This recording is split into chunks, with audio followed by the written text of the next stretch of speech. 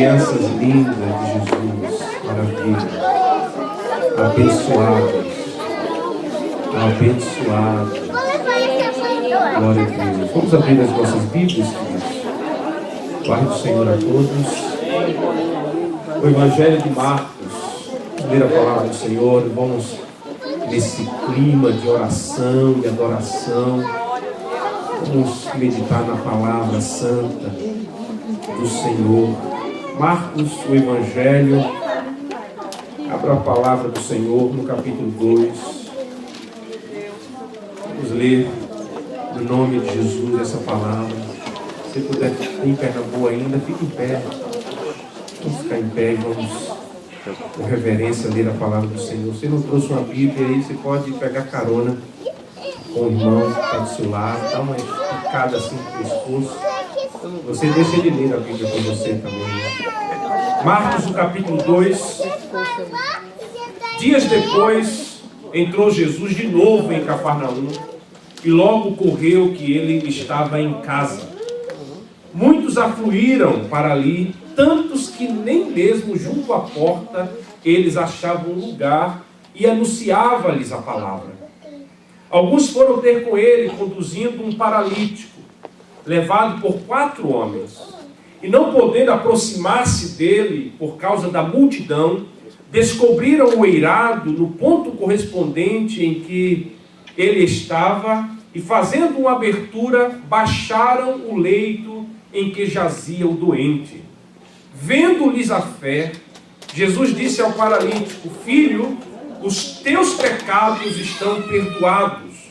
Mas alguns dos escribas estavam assentados ali e arrazoavam em seu coração: por que fala ele deste modo? Isto é blasfêmia. Quem pode perdoar pecados senão um, que é Deus? E disse, percebendo logo por seu espírito que eles assim arrazoavam, disse-lhes: por que arrazoais sobre estas coisas em vosso coração? Qual é mais fácil, dizer ao paralítico: estão perdoados os teus pecados, ou dizer: levanta-te, toma o teu leito e anda? Ora, para que saibais que o Filho do Homem tem poder sobre a terra, tem autoridade sobre a terra para perdoar pecados, disse ao paralítico: eu te ordeno, eu te mando, em meu nome, levanta-te, toma o teu leito e vai para a tua casa. Então ele se levantou e no mesmo instante, tomando o leito, retirou-se à vista de todos, a ponto de se admirarem todos e darem glória a Deus, dizendo: jamais vimos coisa assim. Aleluia. Verso 10 em diante de novo. Ora, para que saibais que o Filho do Homem tem autoridade sobre a terra, para perdoar pecados, disse ao paralítico: eu te mando, levanta-te, toma o teu leito e vai para a tua casa. Então ele se levantou e no mesmo instante tomou o leito, retirou-se à vista de todos, a ponto de se admirarem todos e darem glória a Deus, dizendo: jamais vimos coisas assim. Pai, no nome de Jesus, nós te agradecemos por tua palavra nesta noite. Queremos te agradecer, ó Espírito Santo, porque o Senhor está aqui falando aos nossos corações. Temos sentido a tua presença nesta noite, neste lugar. Ó Deus, quando adoramos o teu nome, quando nós nos rendemos aos teus pés, nós sentimos claramente a tua presença neste lugar. E eu creio que o Senhor nos trouxe aqui para alcançar as nossas vidas. O Senhor nos conhece pelo nome. O Senhor sabe quem somos e como estamos nesta noite. O Senhor conhece o mais profundo do nosso coração. Não há nada que esteja escondido diante de Ti, Senhor. Porque Tu nos sonda e nos conhece, diz a Tua palavra. Pai, no nome de Jesus, alcança-nos nesta noite conforme o Teu querer e conforme, Senhor, a necessidade que cada um traz no coração desta noite. Pai, vai de encontro neste lugar, vai de encontro a cada vida nesta noite, e opere em nós o Teu querer, opere em nós os Teus milagres, cumpre em nós a Tua vontade nesta noite. para a glória do teu santo nome. É o que nós pedimos no nome de Jesus. Você pode dizer amém? Amém, amém, amém. Glória a Deus. Deixa a sua Bíblia aberta nesse texto. Um texto bem conhecido, mas eu creio que é uma oportunidade de nós tirarmos algumas lições dessa palavra de Deus para nós. Marcos é um escritor dos evangelhos que é mais dinâmico. O livro é pequeno. Você é capaz de ler numa sentada, 15 minutos você lê esse evangelho. 16 capítulos curtos, e ele não está interessado em temas teológicos que Jesus ensinou. Ele não está interessado em fazer longas narrativas acerca de Jesus, mas ele está extremamente interessado em falar aquilo que Jesus fez. E é interessante observar, quando nós lemos os evangelhos, que cada milagre está relacionado a algo espiritual que Jesus veio fazer em nossas vidas. É interessante observarmos isso. Até em Marcos você percebe isso. É um escritor que ele mostra Jesus como alguém que está todo o tempo fazendo algum milagre. Pode ler. Ele narra um milagre e entra outro milagre. E Jesus, normalmente você vai encontrar em Marcos essa dinâmica de Jesus. E Jesus foi para tal lugar. E Jesus chegou em tal lugar. E Jesus fez isso. Jesus fez aquilo. Ele mostra um Jesus servo. Um Jesus que está atuando, um Jesus que está operando milagres. Você vai ver essa dinâmica, diferente dos outros evangelhos. Por exemplo, Mateus escreveu para alcançar judeus. Mateus tinha isso em mente.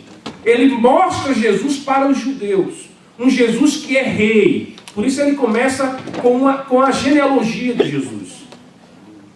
E faz ênfase de que Jesus veio da raiz de Davi. Veio da tribo de Judá, que ele é descendente do rei Davi. Mateus tem essa preocupação de apresentar um Jesus que é rei. Marcos tem outra perspectiva. Ele escreve o seu evangelho ouvindo o que Pedro fala. Porque Marcos não foi um dos 12. Como Lucas também não foi um dos 12 apóstolos. E Marcos escreve a partir daquilo que ele ouve de Pedro. É como se Pedro estivesse citando o evangelho para Marcos escrever. E aí Marcos fala dos milagres que Jesus fez. E apresenta um Jesus servo, que está curando, que está libertando, que está fazendo coisas extraordinárias. E essa narrativa vai nessa perspectiva. Marcos capítulo 2. Jesus volta para Cafarnaum, diz o verso 1. Dias depois, ele vai novamente para Cafarnaum, uma cidade a 145 quilômetros de Jerusalém, ao norte, no norte do Mar da Galileia. E Jesus escolhera essa humilde cidade para base principal do seu ministério, o quartel-general do seu ministério, podemos dizer assim. Ele sai da agitada Jerusalém, ele sai daqueles lugares bem agitados e vai lá para o mar. E ali ele desenvolve o seu ministério de uma maneira extraordinária. Em Mateus capítulo 4, verso 13, diz: deixando Nazaré, foi morar em Cafarnaum, situada à beira-mar, nos confins de Zebulon e Naftali. Ele escolhe essa cidade para ser quartel-general das suas atividades, da sua pregação. E ele vai para essa cidade, talvez uma casa que ele alugara para residir, ou a casa de Pedro, que estava nessa cidade. Quando ele cura a sogra de Pedro, é nessa cidade, em Cafarnaum, uma casa onde Pedro morava. Sei que ele escolhe, diz o texto, que ele volta para essa cidade, e quando ele chega nessa cidade, ele chega nessa casa, diz o texto, que uma multidão corre para aquele lugar. É interessante observar que aonde Jesus estava, havia sempre uma multidão. Isso é redundante. Diz que, verso 2, diz que muitos afluíam, multidões sedentas, famintas e necessitadas de ouvir a Cristo, de ouvir a palavra que saía dos seus lábios. Então todos iam para aquela casa. As casas naquela época não eram casas como nós encontramos hoje, com muitos quartos, gigantescas, com um terraço à volta. Não, eram casas pequenas. E agora imagina uma multidão numa casa. a fim de ouvir a Jesus. Ouvir aquilo que ele estava ministrando acerca do reino de Deus. Essa era a mensagem principal de Jesus. O reino de Deus está próximo. No capítulo 1 desse mesmo evangelho, verso 15, ele diz: chegou a hora e o reino de Deus está perto. Arrependei-vos dos seus pecados e creiam no evangelho. Era essa a mensagem de Jesus, que ele estava pregando naquele lugar, e aquela multidão sedenta, faminta e necessitada de Cristo, a quem o próprio Cristo alimentava com suas palavras, ou seja, com o evangelho, com o ensino acerca da vinda do reino de Deus. Arrependei-vos, essa foi a palavra, esse foi o ensino de Jesus. Porque ele mesmo declarou em Mateus capítulo 4, verso 4, que nem só de pão viverá o homem, mas de toda palavra que procede da boca de Deus. É isso que alimenta nós. É isso que ele era com este evangelho, com essa palavra de Deus, que ele alimentava as multidões. Porque nem só de pão vive o homem, mas de toda a palavra. Em Hebreus capítulo 4, verso 12, diz que a palavra de Deus é viva, eficaz e mais cortante ou penetrante do que qualquer espada de 2 gumes, e penetra até o ponto de dividir a alma e o espírito, juntas e medulas, e apta para discernir os pensamentos e propósitos do coração. A palavra de Deus é viva, porque procede de um Deus vivo, e porque ela gera vida àqueles que ouvem e a retêm na sua vida. Se você ouve a palavra de Deus e retém essa palavra de Deus no seu coração, será gerado vida na sua vida, e você terá a vida de Deus gerada em você. Louvado seja o nome do Senhor. Era essa multidão que ouvia essa palavra de Jesus. E que me chama a atenção que no contexto de pregação da palavra, porque o verso 2, nós dizemos que ele anunciava-lhes a palavra, e aí é nesse contexto de pregação da palavra, é nesse contexto de anunciação do reino de Deus, que entra em cena um paralítico. Diz o verso 3 que alguns foram ter com ele, conduzindo um paralítico levado por 4 homens. É nesse contexto de pregação que surge essa cena. Imagina uma casa lotada, repleta de gente faminta, querendo ouvir a Jesus, e um paralítico sendo conduzido por 4 homens até aquele lugar. O verso 4 diz que eles começam a encontrar algumas dificuldades, e não podendo aproximar-se dele por causa da multidão, obviamente, eles não conseguem entrar ali. Eles encontraram dificuldades para introduzir aquele homem à presença de Jesus Cristo, porque havia uma multidão, o texto diz. Porém, eles estavam determinados a chegar aonde Cristo estava. Eu não sei de onde eles vieram. Eu não sei quanto tempo eles caminharam até chegar àquele lugar. Mas uma coisa nós percebemos, que havia determinação na vida daqueles homens. Podemos imaginar que eles chegaram à porta daquela casa. Não conseguiram entrar. Tentaram na janela do lado esquerdo. Não conseguiram entrar. A janela talvez do lado direito. Sei lá quantas janelas havia naquela casa. Mas o fato é que eles não conseguem entrar ali. Mas eles não desistem, porque havia determinação de colocar aquele homem diante do milagre. Diante daquele que tem poder para fazer milagres. Quantos creem no Deus que faz milagres? Queridos, na nossa busca por receber algo de Deus, quantas dificuldades nós não enfrentamos? Aqueles homens enfrentaram dificuldades.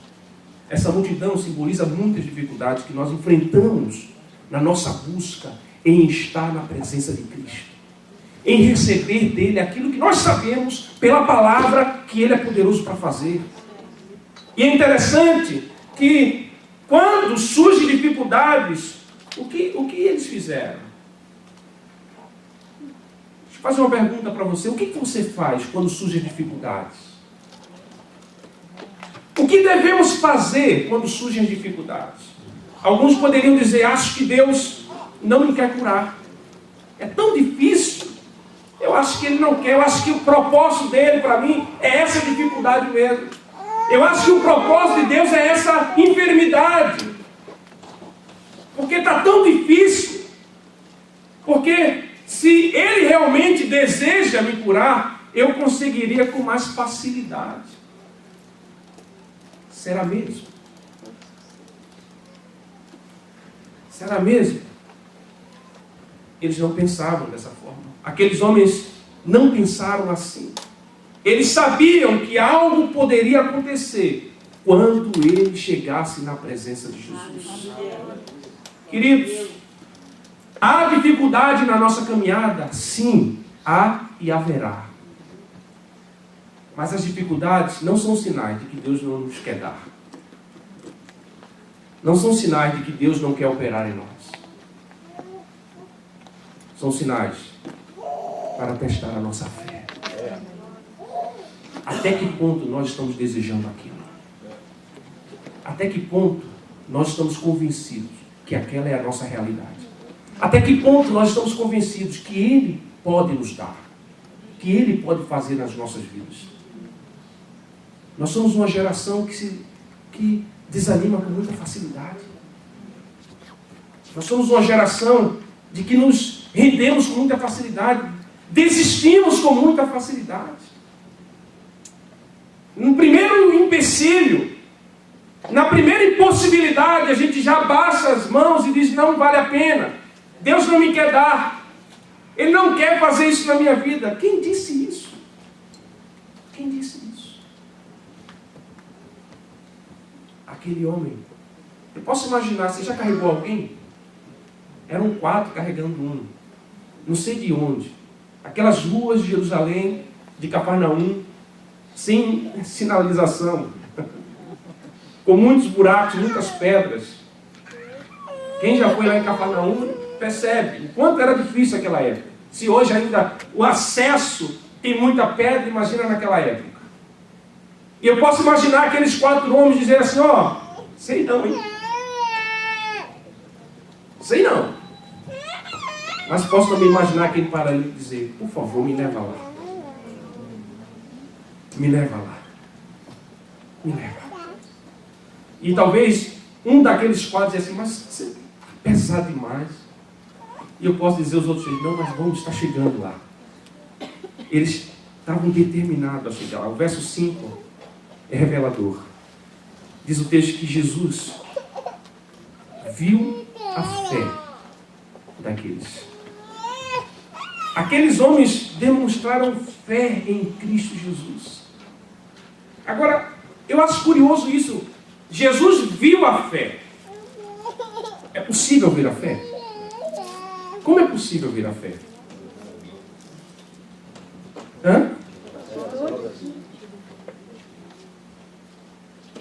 Jesus olhou para aqueles homens e vendo o total esforço e dedicação deles de entrarem na presença de Jesus, de colocar aquele homem, eles vão nas portas, nas janelas, não conseguem, eles têm a belíssima ideia de abrir o teto, o telhado e descer aquele homem na presença de Jesus.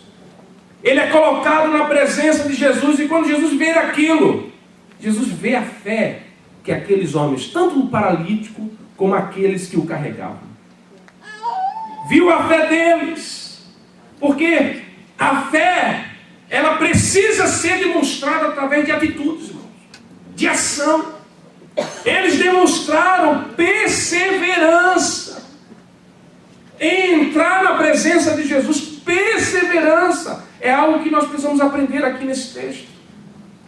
Não havia nada que tirasse eles daquele objetivo. Eles queriam um milagre. Será que houve dúvida neles? Será que nós vamos conseguir entrar? Será que Jesus vai ouvir a gente? Será que Jesus vai ver a gente? Será que Ele realmente está lá dentro? Pode ter acontecido tudo isso, mas eles estavam determinados, perseverando naquilo que eles haviam colocado no coração deles. Em Mateus capítulo 7, verso 7, verso 8 diz: pedir e dar-se-vos-á, buscais e achareis, batei e abre-se-vos-á, pois todo o que pede recebe, o que busca encontra, e a quem bate abre-se-lhe-á. Isso é perseverança. Isso é determinação. Aconteça o que acontecer, mas nós estamos determinados até chegar lá, até sermos colocados na presença dele, até ouvir o que ele tem para dizer para nós. Foi isso o coração daqueles homens. A fé deles foi manifestada, foi demonstrada através de ações. Não vai adiantar, irmão, nós dizemos que somos homens de fé se as nossas atitudes não mostram isso. Porque quem tem fé, age. Diga isso para o seu irmão, balança aí. Quem tem fé, age.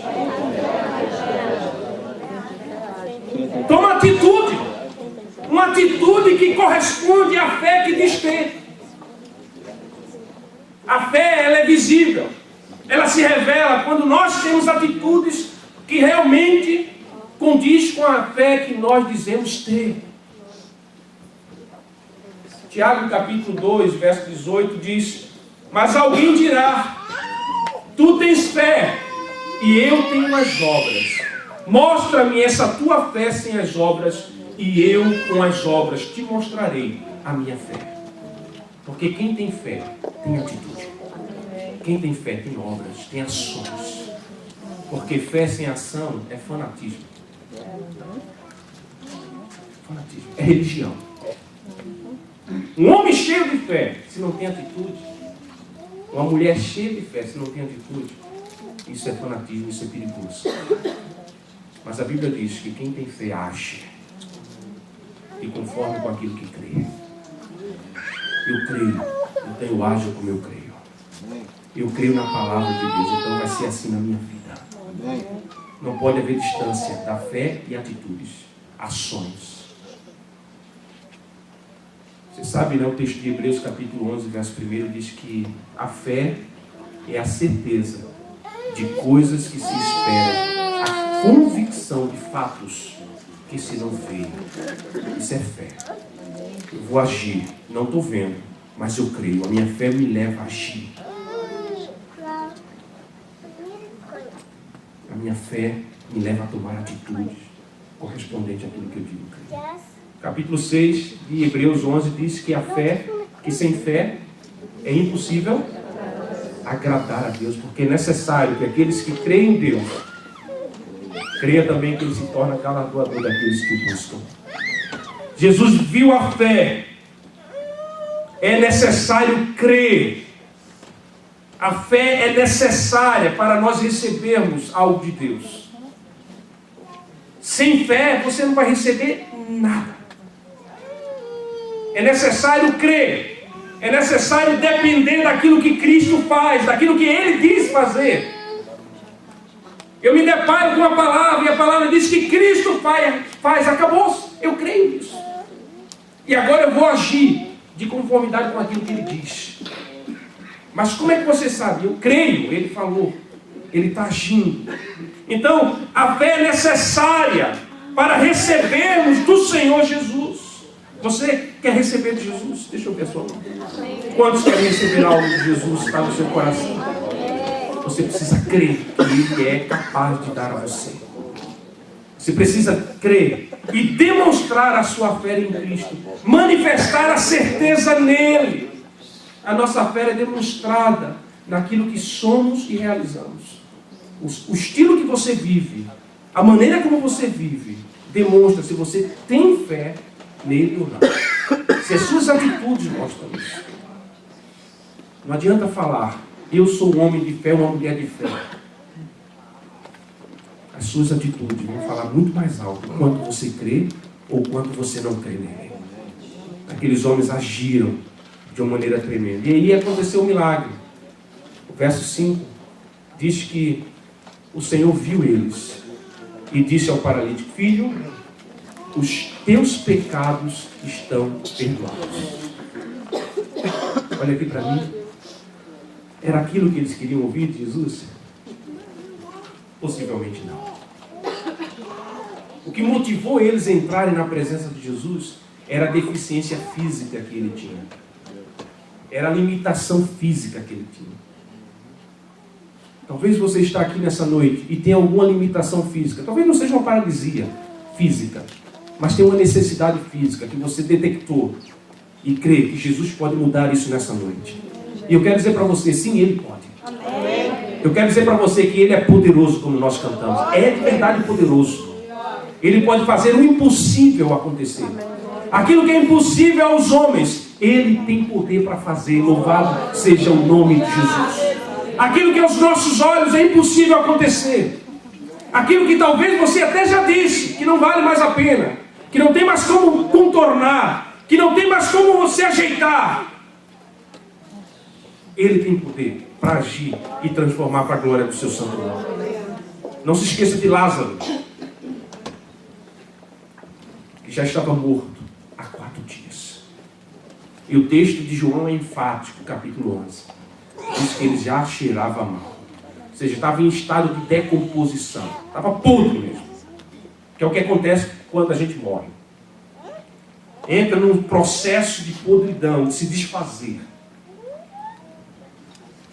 E Lázaro já havia chegado nesse patamar. Mas Jesus estava chegando ali, aleluia.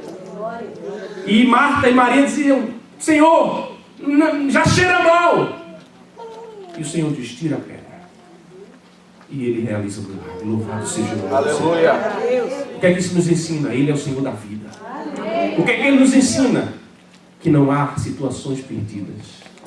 Que não há coisa demasiadamente difícil. Pode ser para o homem, mas para Deus não há.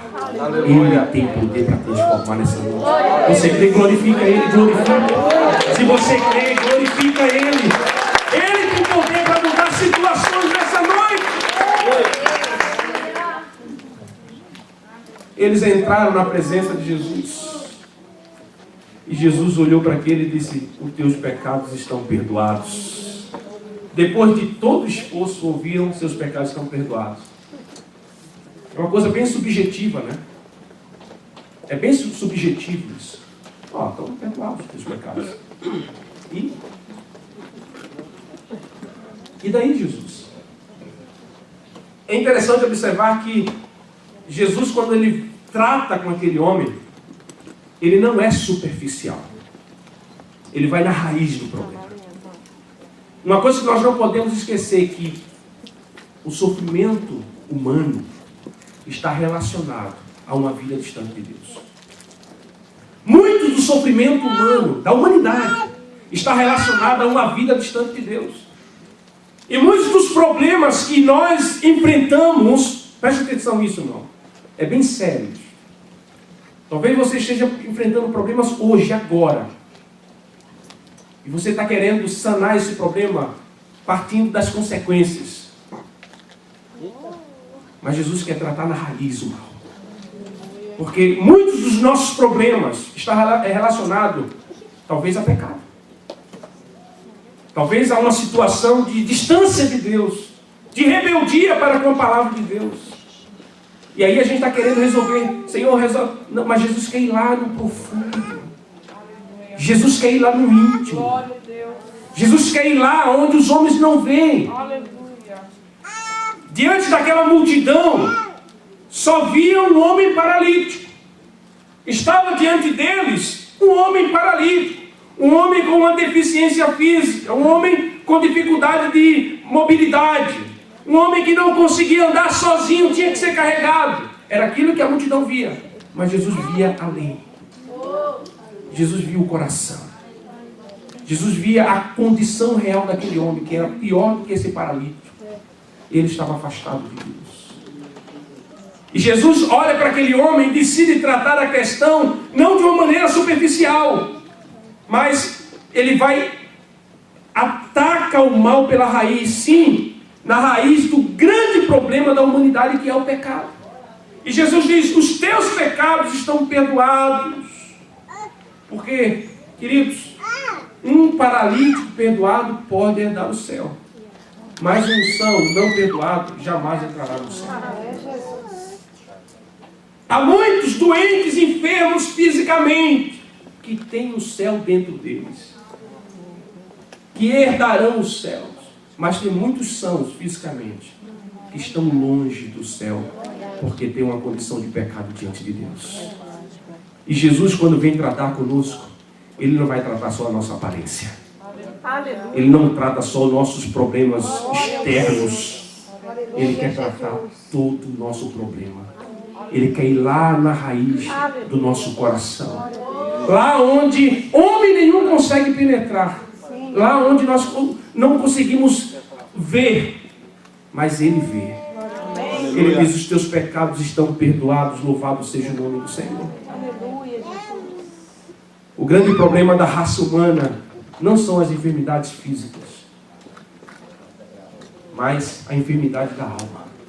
Essa não tem cura, se não for pelo sangue de Jesus. Amém. Todos os outros problemas físicos, podemos até encontrar cura na medicina, nos tratamentos, nos medicamentos. Mas o problema da alma, do coração longe de Deus, só o sangue de aleluia. Jesus pode Glória a tratar. Deus, aleluia. Jesus. Só o sangue de Jesus vertido na cruz. Glória a Deus. Só o sangue de Jesus vertido na cruz do Calvário